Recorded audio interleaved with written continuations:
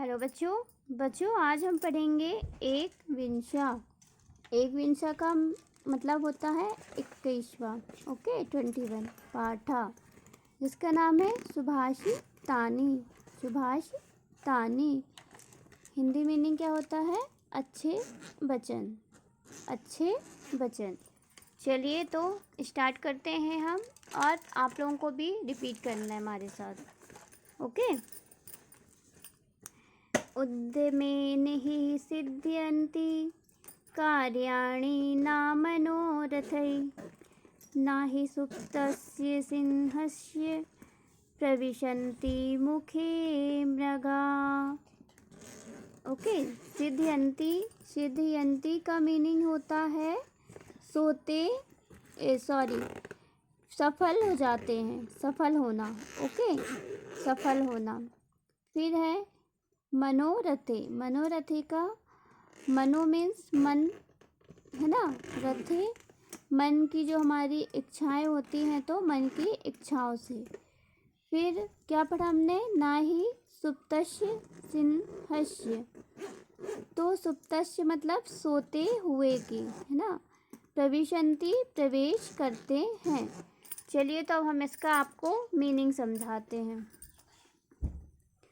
कि परिश्रम से ही कार्य सफल होते हैं। कार्य किससे सफल होते हैं? परिश्रम से। ओके। कार्याणि न मनोरथे, मन की इच्छाओं से नहीं। कार्य हमारे जो सफल होते हैं वो परिश्रम से होते हैं। जब हम परिश्रम करेंगे, पढ़ाई से रिलेटेड हो या अदरवाइज़ कोई भी चीज़ हो, अगर हम उसमें मेहनत नहीं करेंगे तो हमें सफलता नहीं मिलेगी। तो वही कहा जा रहा है बच्चों कि परिश्रम से ही कार्य सफल होते हैं, मन की इच्छाओं से नहीं।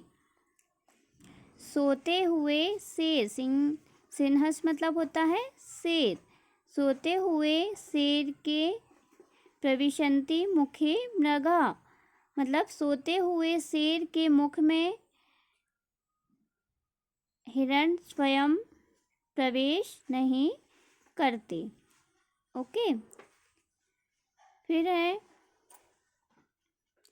काका कृष्णा पिका कृष्णा को भेदः पिकिका कियोः वसन्ति काले सम्प्राप्ते काका काका पिका पिका। काका मतलब कौआ, कौए को क्या कहते हैं? काका। ओके।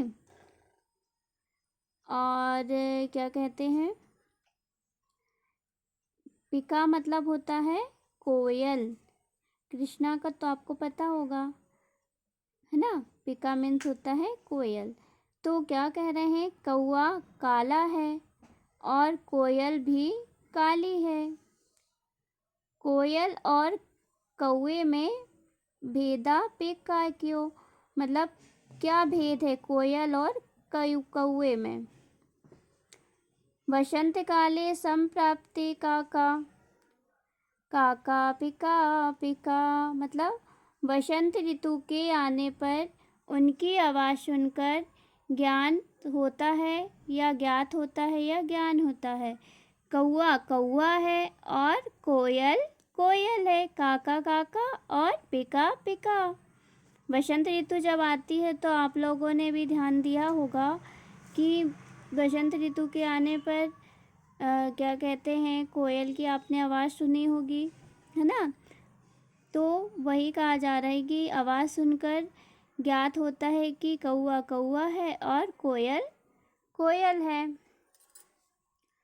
फिर है नरस्याभरणं रूपं रूपस्याभरणं गुणा गुणस्याभरणं ज्ञानं ज्ञानस्याभरणं क्षमा।